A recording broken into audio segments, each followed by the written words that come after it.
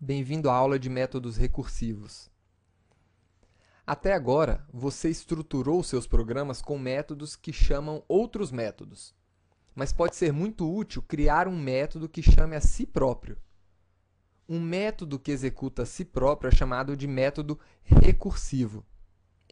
A recursão é um tópico avançado de programação que levaremos várias aulas para poder ministrar aqui.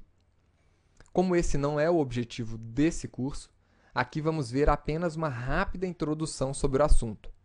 Para isso, crie uma classe chamada recursividade com o método main, para que a gente possa exemplificar essa estratégia de programação utilizada pelos programadores profissionais. Então, nós vamos criar um método estático que retorna um inteiro e que soma do número 0 até o número x informado pelo usuário. Agora, antes de continuar a implementação desse método, é importante saber que os métodos recursivos, em geral, dividem os problemas em duas partes. Uma parte que ele não sabe como resolver e outra que ele sabe como resolver. A parte que ele não sabe como resolver deve ser parecida com o problema principal, mas um pouquinho mais simples ou menor. Como o problema é parecido com o original, então a gente pode chamar o mesmo método para trabalhar nesse problema menor, para a gente poder encontrar um resultado a ser passado de volta para a chamada original do método. Então, esse método soma, ele deverá somar de forma recursiva, ou seja, chamando novamente esse método quantas vezes forem necessários, do número 0 até o número x. Então, qual é a parte do problema que nós sabemos como resolver? A parte onde o número é igual a 0. Se o número x for igual a 0, a gente vai precisar somar alguma coisa? Não. Então, a gente pode retornar o próprio número, que é 0. Agora, se o número for diferente de 0, né, se ele for maior do que 0, aí sim, a gente vai ter que somar ao número x, ele, né, mais ele menos 1. Né? Então, vamos ir decrementando, né, esse número. Eu tenho, por exemplo, 10, agora eu quero somar a 10 o valor 9. E depois eu quero somar a 9 o valor 8, e assim por diante, até que x seja igual a 0. Então, para isso, eu posso chamar novamente aqui o nosso método soma. Por quê?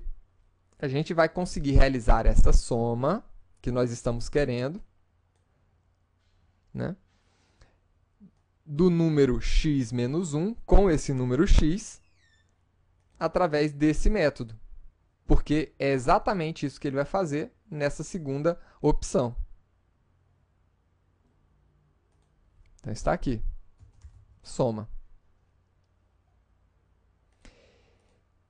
E quando x estiver valendo 9? Né? Aí a gente vai poder somar novamente 9 mais soma de 9 menos 1, que é igual a 8. O resultado vai ser isso daqui.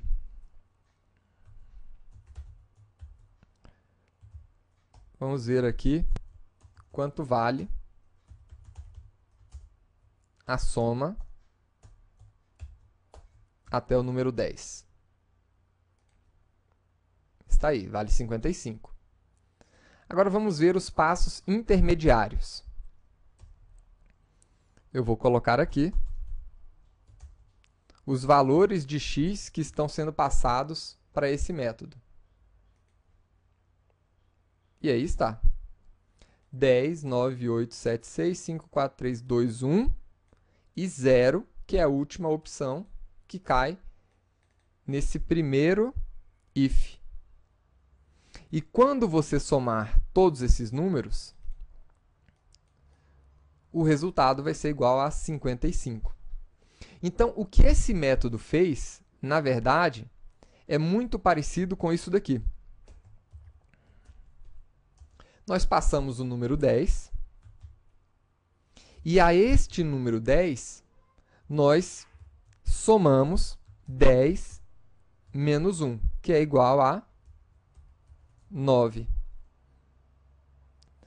Mas essa soma foi feita através do método soma, que quando entrou ali dentro, realizou outra soma de 9 menos 1, que é igual a 8.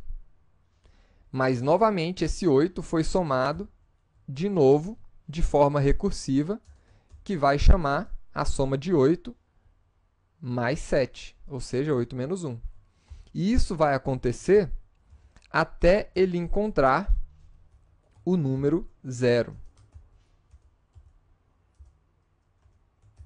Então, é isso que está acontecendo, né? Ele vai aqui de forma recursiva até chegar a 0. Vamos ver um outro exemplo de método recursivo. Vamos criar agora um método que retorne a potência de um número.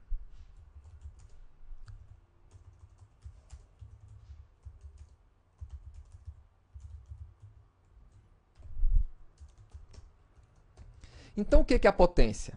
É um número elevado a outro número. Por exemplo, quanto é 2 ao quadrado? 2 elevado a 2 é igual a 4. Quanto é 3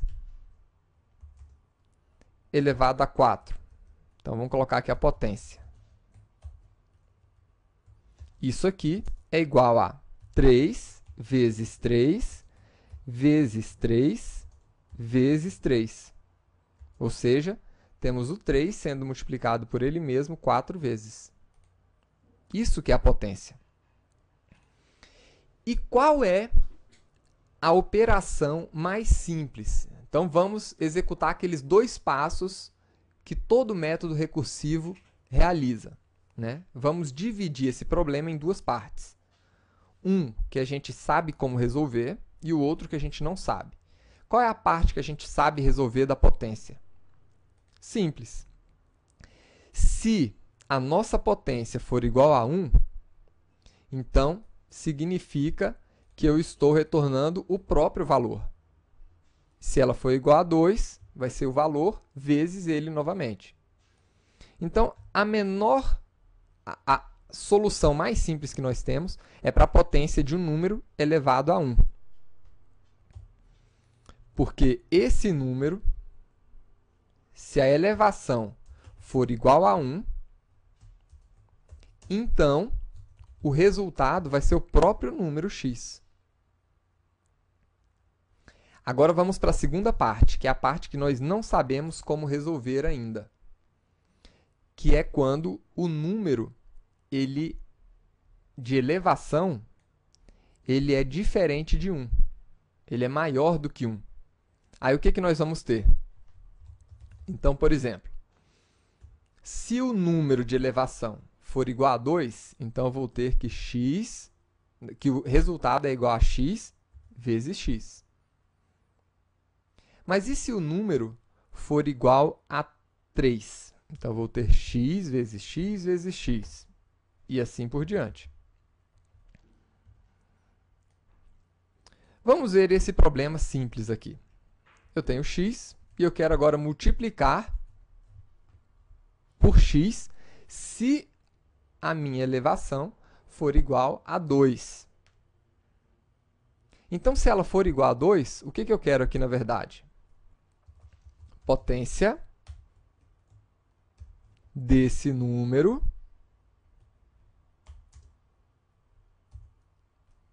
pela potenciação aqui, né, pela elevação, menos 1. Se essa elevação vale 2, Quando ele chegar aqui e executar esse método novamente, o que vai acontecer? Nós vamos ter x elevado a 1, que quando ele for executado, ele vai cair nessa opção aqui novamente, retornando para a gente exatamente o valor que a gente precisa, x.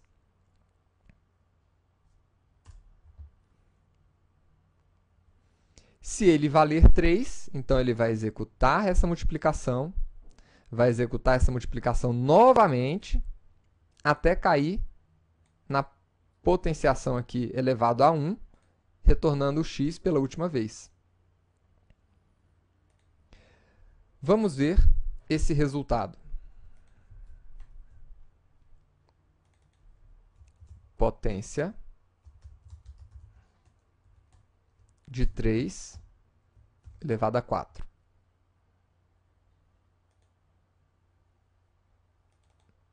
Pronto, aqui nós temos 81.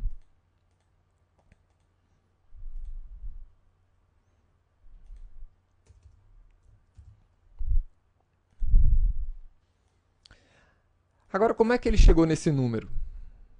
Então, vamos ver os passos intermediários aqui.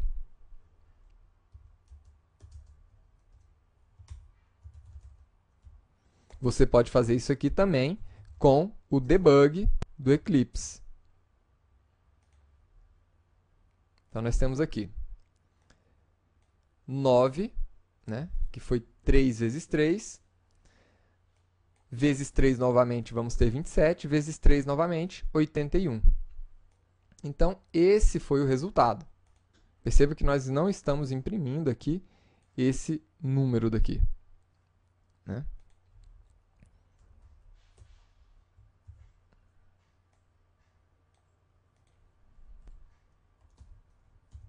Se a gente imprimir esse outro valor, vamos ter aqui o 3, uma vez, 2 vezes, 3 vezes, 4 vezes. Então, aí está.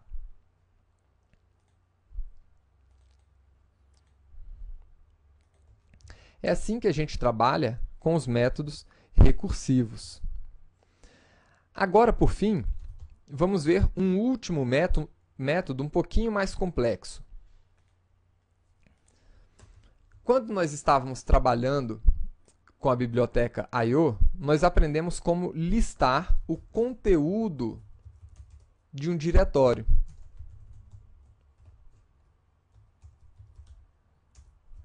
Utilizando o caminho daquele diretório.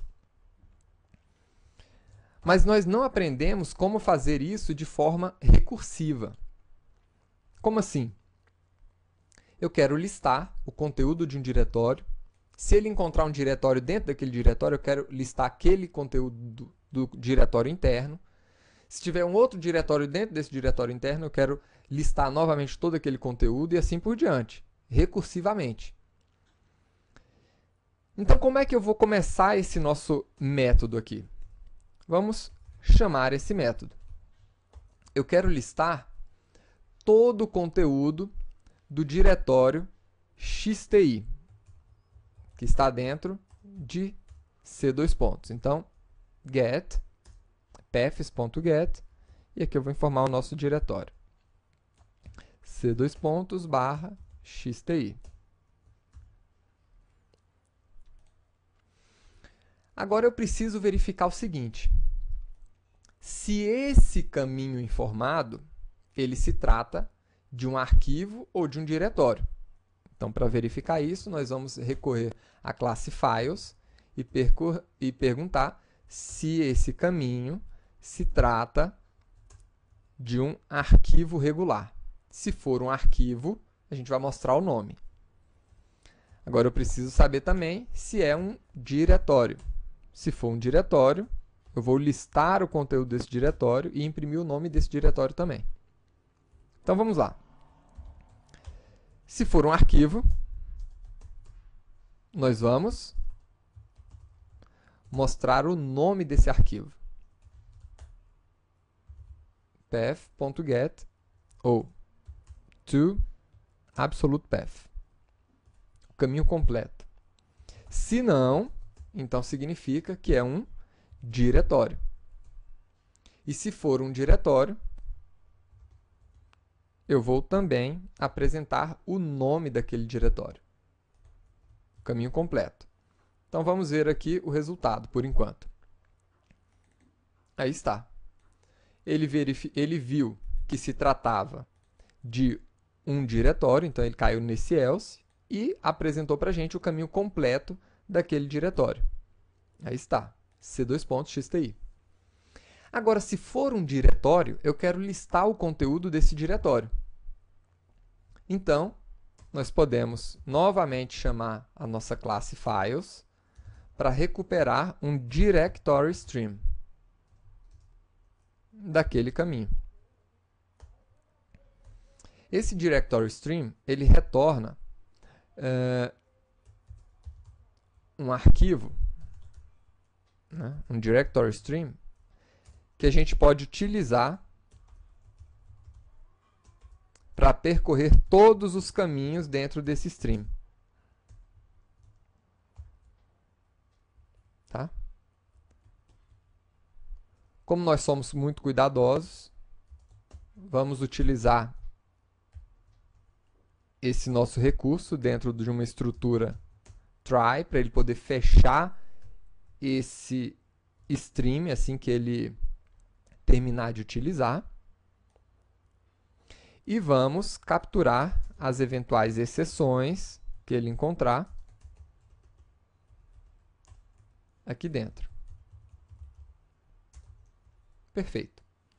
Agora vamos listar o conteúdo desse diretório, né? Então, podemos utilizar o for each aqui.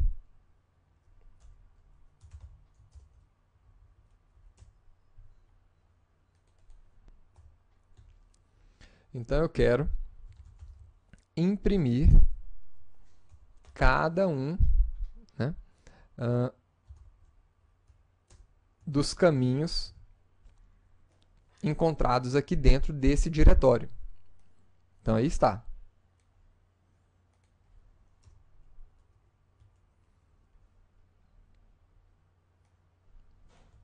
Vamos ver aqui o resultado. Perfeito. Ele mostrou para a gente o diretório XTI, viu que se tratava de um diretório e listou todo o conteúdo daquele diretório XTI. Dentro desse diretório, nós tínhamos 2 arquivos e 2 subdiretórios. Agora é que entra a nossa recursão.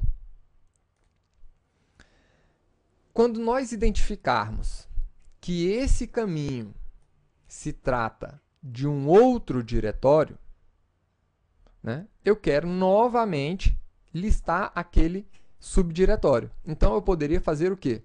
Pegar esse if todinho e colocar aqui dentro? É uma estratégia.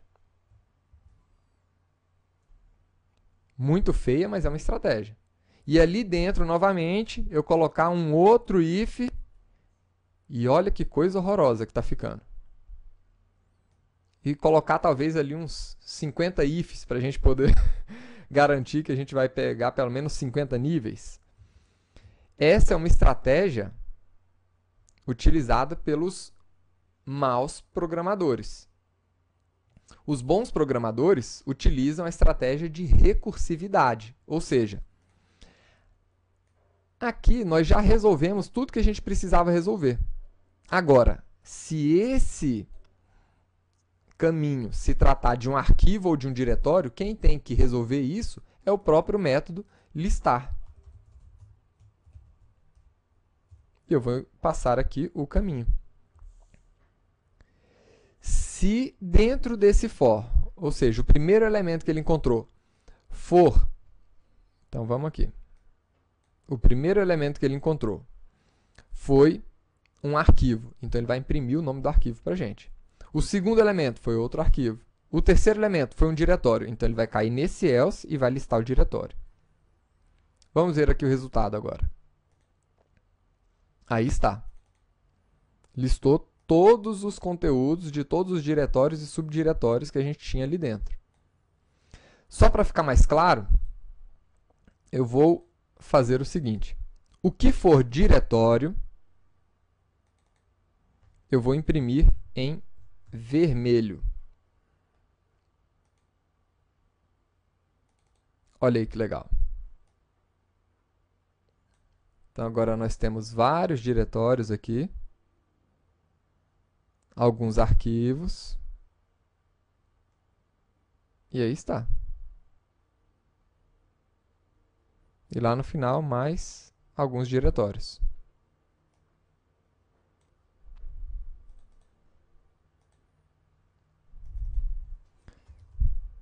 Como essas saídas são diferentes, eu vou colocar toda a saída utilizando o systemout e vou agora colocar o nome do diretório em letras maiúsculas.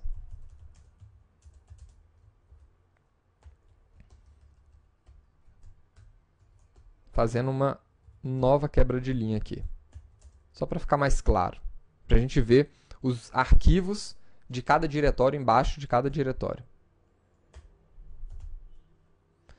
To uppercase. Aí está. Perfeito, agora aqui. Dentro do diretório XTI, nós temos dois arquivos, ClassPath e Project. E os diretórios BR, né? Dentro do diretório BR, nós temos o diretório com, dentro de com, nós temos o diretório XTI, e dentro de XTI, nós temos o diretório coleção com todos esses arquivos aqui. Dentro de XTI ainda temos o diretório erros com todos esses arquivos, GUI com todos esses arquivos e assim por diante. Então, nas próximas aulas, vamos organizar um pouco melhor esse nosso projeto. Espero que você tenha gostado dessa aula de recursividade. Estude, porque isso faz a diferença. São esses pequenos detalhes que fazem de um programador profissional. Tá? E nos vemos na próxima aula. Até lá!